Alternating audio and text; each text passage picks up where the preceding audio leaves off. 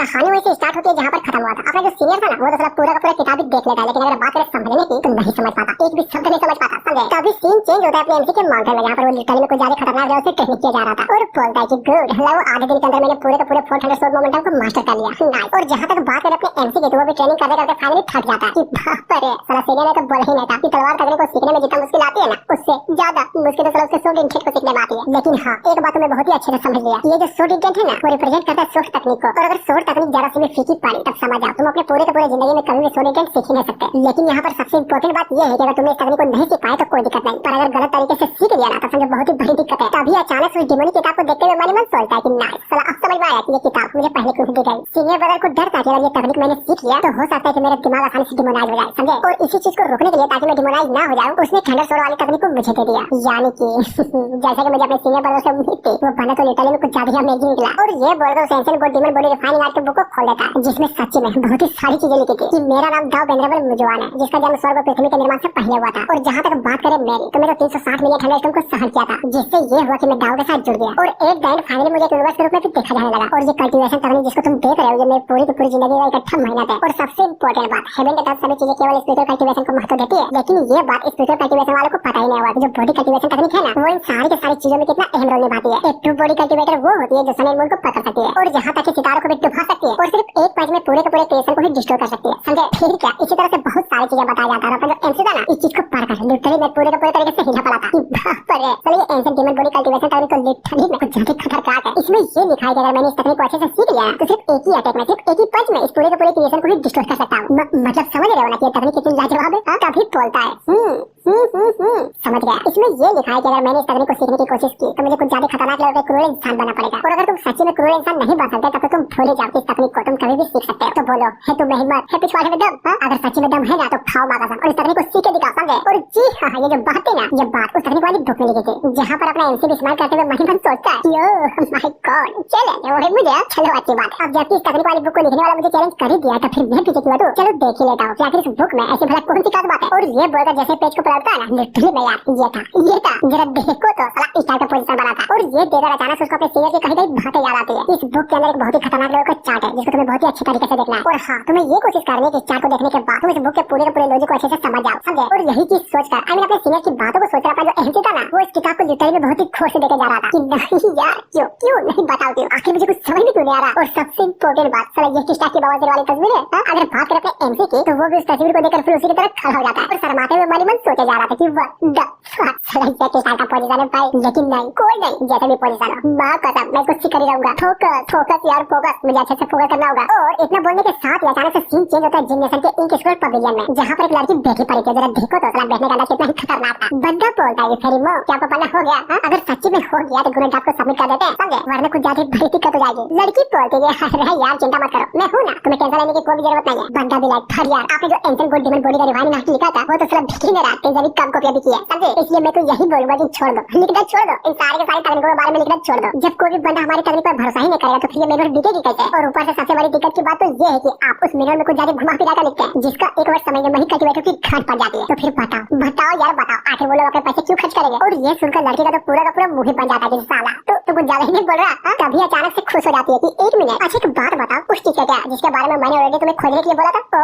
वो चीज ना हाँ मैंने फाइनली खोज निकाला। ये जो टेन नेशन एकेडमी है ना ये अगले साल बहुत सारे डिसाइपल्स को भर्ती करेंगे, समझे। जिसकी बातों को सुनकर लड़की बोलती है कि गुड ये हुई ना बात देखना अब मैं जाऊंगा उस एकेडमी में। और ये बोलकर मन ही मन सोचती है कि नाइस यार नाइस। जहाँ पर ज्यादा लोग होते हैं ना वहीं पर कुछ ज्यादा खतरनाक लेवल की इंटरेस्टिंग चीज भी होती है। और इतना बोलने के साथ ही सीन चेंज होता है 3 दिन बाद आई मीन अपने एमसी के पहाड़ पर जहाँ पर वो अभी तक बिल्कुल उसी पोजीशन में था, समझे। और उस लड़की की बनाई हुई फेक तकनीक को प्रैक्टिस किया जा रहा था। फिर क्या खुद की उल्टी कर देता लिटरली बैठ कुछ ज्यादा खतरनाक लेवल उल्टी करता मेरे लगा 3 बार खुद की उल्टी कर दी। लेकिन बात करें इस तकनीक की तो मुझे एक भी चीज अभी तक एक भी सब घंटा भी समझ में नहीं आया। लेकिन इस मैनुअल में तो लिखा है ना कि इस तकनीक को सीखने के लिए टैलेंटेड होना जरूरी है। तो फिर बताओ मेरे जैसा टैलेंटेड मेरे जैसा खतरनाक लेवल का आग मुझे टैलेंटेड इस दुनिया में है या फिर नहीं कहीं ऐसा तो नहीं ना कि मेरी समझदारी कुछ ज्यादा ही लेक कर रही है। और ये बोलकर मनी मन सोचता है कि नहीं नहीं यार, मेरी तरफ से हाथ तो बिल्कुल भी नहीं मार सकता, मुझे ट्राई करना होगा, एक बार और ट्राई करना होगा, चल अपना पूरा का पूरा दम लगा दूंगा, लेकिन इस चीज को सीख कर ही रहूंगा। तभी फ्लैटिट्यूड में बोलता है कि आज से बल्कि आगे से मैं अपनी ट्रेनिंग को 3 गुना ज्यादा बढ़ा दूंगा। जहाँ पर 8 घंटा आराम करता था वहाँ पर सिर्फ 1 घंटा आराम करूंगा, लेकिन इस तकनीक को सीखूंगा तो जरूर। अगर मेरा टैलेंट काम नहीं करेगा तो मैं मेहनत करूंगा, बहुत मेहनत करूंगा, बहुत मेहनत करूंगा, इसकी माँ का बहुत मेहनत करूंगा, दिन रात लगा दूंगा, लेकिन इस कल्टीवेशन मेथड को कॉम्प्रिहेंड करके रहूंगा। और अपने हाथ को ऊपर करते हुए अपने आप को बोलता है कि सोचो सोचो यार, सोचो कुछ तो सोचो, ऐसी कोई ना कोई चीज तो जरूर होगी जिसके बारे में तुम भूल रहे हो। लेकिन क्या इसी तरह से हाथ को ऊपर उठाते उठाते रात हो जाती है। जहाँ तक बात करें अपने एमसी के, उसको उस किताब का एक भी शब्द अभी तक समझ में ही नहीं आया था। और इसी तरह से सोचते सोचते लिटरली में यार सारा दूसरा दिन भी आ जाता है, जहाँ पर अपनी आई की पावर को यूज करते हुए फिर गुस्से में मनी मन सोचता है कि अगर मैं अपनी धर्माई को अच्छे से यूज करूँ ना, तो मैं बहुत आसानी से हाई लेवल का इंसान को यूज करते हुए बुक के सारे को बहुत ही अच्छे से देख सकता हूँ। लेकिन साला समझ में ये नहीं आ रही कि आखिर इस मैनुअल को समझने में मुझे इतना टाइम क्यों लग रहा है। इधर से भी सोचो, साला ऊपर से सोचो या फिर नीचे से सोचो या फिर पलट के देखो या फिर किसी तरह से क्यों नहीं सोचो, मुझे तो कुछ घंटा भी समझ में नहीं आ रहा। एक हाई लेवल हेवन के धर्मा आर्ट एक्चुअली में इसका यूज कैसे होता है और इतना भोजने के साथ हाथ बिल्कुल वो तो पूरी के पूरी तरीके से चोक जाता है कि 1 मिनट समझ आ रहा है, समझ आ रहा है। हालांकि ये छोटी सी है, लेकिन एक चीज बहुत ही छोटी चीज बहुत ही अच्छे से समझ में आ रहा है। और ये बोलकर बहुत ही घोर से उगते हुए सूरज को देखे जा रहा था कि जब भी कोई नॉर्मल लोग आसमान की ओर देखते हैं ना, तो उसे सिर्फ एक ही चीज समझ में आती है, और वो चीज ये है कि हर नॉर्मल लोग यही सोचता है कि आसमान तो उसके लिए बिल्कुल भी नहीं है, लेकिन उसको तो पता ही नहीं कि आदमी का फेस उसके लिखे हुए हाथों के लकीरों में डिसाइड नहीं होता। वो जब चाहे तब इस चीज को चेंज कर सकता है, लेकिन ये चीज लोगों को समझ में आए तब ना। इसलिए आज मैं हार तो बिल्कुल भी नहीं मानूंगा, थोड़ा सा समझ में आया ना समझ लूंगा, बस इंतजार करो। इस डिमोनिक आर्ट को मैं बहुत ही अच्छे तरीके से समझ लूंगा, बस इंतजार करो। और इतना बोलने के साथ ही अचानक से चौंक जाता है। तभी मन मन सोचता है कि यार आखिर मैं क्या कर रहा हूँ और मेरा टैलेंट आखिर घर कहाँ पर। मैं तो इस तकनीक को सीखते रह गया और पता नहीं क्यों मेरे मुंह से बहुत सारी बकवास चीजें निकलने लगी। तभी अचानक से अपना जो एमजे था ना, वो भी अपने हाथों को ऊपर उठाते हुए बोलता है कि नो प्रॉब्लम, अब बस मैं आगे बढ़ूंगा, पीछे की ओर से देखूंगा ही नहीं। और अगर सच्ची में मुझे देखना ही पड़े तो मैं अपने कॉन्शियस के अंदर देखूंगा, ताकि अपने अंदर का ध्यान पूरा का पूरा सिर्फ एक ही चीज पर फोकस कर सकूं। और ये बोलकर सच्ची में यार सीनियर का जो ब्रिज तकनीक था ना, जिसको हवा बनाकर अपने एमसी को दिया गया था ताकि इसका टैलेंट बढ़ सके, अब याद आया। बिल्कुल उसी तकनीक को याद करके अपना जो एमजे था ना, वो भी खतरनाक लेवल का पोज मारता है और फिर गुस्से में अचानक से अपनी आंखें खोल देता है, जिससे होता ही है कि उसकी आंखों के सामने में लिटरली मेरे को ज्यादा खतरनाक लेवल की एक मूर्ति दिखाई देती है, जिसको देखकर अपना एमसी भी पूरी के पूरी तरीके से हिल पड़ा था। और ये सारी की सारी चीजें अपने एमसी के नॉलेज के अंदर चल रही थी, जहाँ पर वो भी उस मूर्ति को देखकर मन मन सोचता है कि क्या अब ये क्या है, क्या कोई भगवान या फिर मेरा कोई डीमन, जो भी बोलो। इस मूर्ति से जो पावर है ना, वो साला कुछ ज्यादा इंटेंस फील हो रही है। और इसी चीज के चक्कर में एक बहुत ही बड़ा घटना दिखा जाती है, जहाँ पर सीन चेंज होता है पहाड़ों के पीछे, आई मीन टेक्निकल एकेडमी में। और यहाँ पर हमें कुछ लोगों को दिखाया जाता है जो कि टूटते हुए तारे को बड़ी आराम से देखे जा रहे थे। एक बोलता है कि ओह माय गॉड, ये तो सेलेस्टियल फेनोमेनन है ना, यानी कि समझे एक डिवाइन बीइंग का जन्म हो चुका है। तभी दूसरा, साले मैंने तुम्हें कितनी बार बोला, तुझे समझ में नहीं आता क्या? अपने आप को प्लस अपने फीलिंग को संभाल कर रख, समझा? जिसकी बातों को सुनकर वो बंदा तो पूरे के पूरे तरीके से डर जाता है कि सॉरी यार, सॉरी मुझे माफ कर दो, मैं कुछ ज्यादा एक्साइटेड हो गया था। हाँ वही तो भूल रहा हूँ, तुम्हें ज्यादा एक्साइटेड होने की जरूरत नहीं है। वैसे भी ये सारी की सारी सेलेस्टियल घटनाएं अक्सर मिथ्या साबित होती है, समझे? पहला बोलता है पर जब जरा सोचो तो, अगर ये बात सच्ची में सच हो जाए तब क्या होगा? क्या होगा? अगर तुम्हें सच्ची में लगता है या फिर तुम्हें सच्ची में चीज पर विश्वास है ना, तो तुम खुद अपने आप में ही चीज को ऑब्जेक्टिव निकाल लेते हैं। अगर सच्ची में एक घटना रियलिटी हुई, तब ज्यादा देर तक ये घटना किसी से तो बिल्कुल भी नहीं छुपने वाली। और इतना बोलने के साथ ही हमें फिर से उस टूटे हुए तारे को दिखाया जाता है, जो कि इस बार इंपीरियल पैलेस की ओर से गुजर रहा था, जहाँ पर बाहर कर एक बंदे थे, तो वो भी मस्त आराम से बैठकर उसी चीज को देखे जा रहा था। बगल वाली लड़की बोलती है, महाराज देख रहे हो ना, ये साला लिटरली में सेलेस्टियल फेनोमेनन है। आपको क्या लगता है क्या होगा अगर डिवाइन बीइंग सच्ची में इस दुनिया में आ गया हो? और सबसे इंपॉर्टेंट बात ये है, अगर वो बीइंग हमारे किंगडम में ना होगा, किसी और जगह पर हो, तब तुम क्या करोगे? जिसकी बातों को सुनकर ये बंदा भी फुल एटीट्यूड में बोलता है कि बस इतना ही सिंपल, मैं उसको सीख कर लूंगा, चाहे वो डिवाइन बीइंग कहीं पर क्यों ना हो, एक न एक दिन उसको खोज निकालूंगा और एक दिन उसको अपने किंगडम पर लेकर आऊंगा, देख लेना। अब आते हैं डिमोनिक बीस्ट का इस प्लेन में, और यहाँ से भी ये टूटता हुआ तारा दिखाई दे रहा था, जहाँ पर हमें लिटरली में एक बहुत ही बड़े मॉन्स्टर को दिखाया जाता है। और जी हाँ, उस मॉन्स्टर के आगे आई मीन उसके मुंह के सामने एक आदमी खड़ा था। और जहाँ तक बात करें इस बंदे की, तो इसके लुक को तो देखकर तुम लोग पहचान ही गए होंगे ना?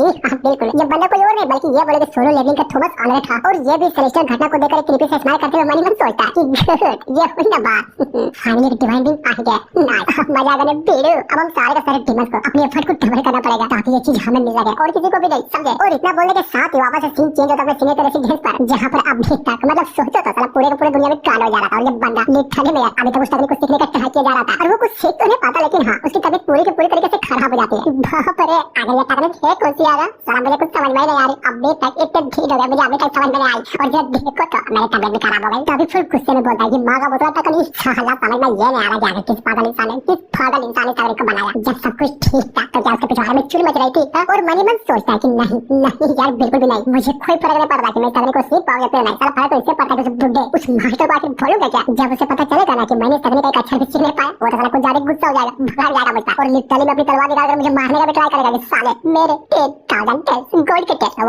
वापस दे तेरी मां का वापस दे। जब तुझे पता था कि ये तकनीक नहीं सीख पाया तो फिर बता जब घंटा का सीनियर है तू और क्या जरूरत है मेरे पैसे खर्च करवाने की? और ये सोचकर आई अपने मास्टर को अपने मन में सबसे गुस्सा होता हुआ देखकर ये बंदा आई अपना जो सीनियर था ना लिटरली मेरे पूरे के पूरे तरीके से ढक जाता है और बहुत ही घोर से उस सेलेस्टियल फेनोमेनन आई उस टूटे उतारे को देखे जा रहा था। अब बात है थोड़ी देर बाद जहाँ पर अपना जो सीनियर था ना वो टूट चुका था, लिटरली यार पूरे के पूरे तरीके से टूट चुका था। जहाँ पर हुक्के को पीते हुए बानी मन सोचता है कि आज पटे चक लेन दे हो तेज धारों को चमक लेन दे।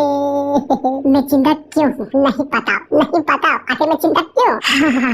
ये तो कोई राजा की मेंटलिटी नहीं हुई। और ये सारा का सारा कांड आई अपने सीनियर को इस तरह से इतना खतरनाक है उसे उदास देकर अपने जो जूनियर सिस्टर थे ना वो भी साले एक पत्थर पर बैठकर बहुत ही गौर से बस उसी को देखे जा रहे थे और बोलते हैं कि ओह माय गॉड एक बात बताओ आखिर हमारा सीनियर ब्रदर इतनी रात को वहाँ पर क्या कर रहा है? और सबसे इम्पोर्टेंट बात तो ये है कि साला वो हर बार अकेले ही टूटते हुए तारे को देखते ही रहता है। कहीं वो पागल तो नहीं हो गया ना? सुनाई नहीं दे रहा है क्या? मैं तुम्हें से बोल रहा हूँ सेकंड सीनियर, बताइए तुम्हें क्या लगता है? तो अभी अगर बात करें इस बंदे की तो हाँ बिल्कुल इसका नाम जूल लुचेग होता है जो कि हमारे दाऊद से सेकंड सीनियर था समझे। वो बोलता है कि देखो शायद ऐसा हो सकता है कि हमारा जो न्यू जूनियर ब्रदर है ना उसका टैलेंट लिटरली में कुछ ज्यादा ही पुअर हो, इसलिए सेट का सीनियर आई मीन बड़ा वाला सीनियर ब्रदर होने के नाते वो बंदा कुछ ज्यादा ही परेशान हो और ये भी सोच रहा हो कि आखिर अपने जूनियर ब्रदर के टैलेंट को किस तरह बढ़ाया जाए समझे। इसलिए वो बंदा बहुत ही ज्यादा टेंशन में लग रहा है और कुछ भी नहीं। तभी अचानक से फ्लैट ट्यूड में बोलता है पर तुम चिंता मत करो मैं कल खुद पर्सनली जाकर अपने जूनियर ब्रदर को लेसन दूंगा ताकि वो अच्छे से सीख सके और अपने सीनियर ब्रदर की इज्जत को बढ़ा सके। फिर क्या इतना बोलने के साथ ही अचानक से सीन चेंज होता है अपने एमसी के अंदर आई मीन अपने एमसी के नॉलेज के अंदर जहाँ पर वो मूर्ति अभी तक थी। और अगर बात करें अपने एमसी की तो वो उस मूर्ति को बहुत ही ध्यान से याद करते हुए कल्टीवेशन किया जा रहा था और जैसे ही आंखें खोलता है ना लिटरली मेरे को ज्यादा खतरनाक लेवल का दिख रहा था ये और बोलता है कि समझ गया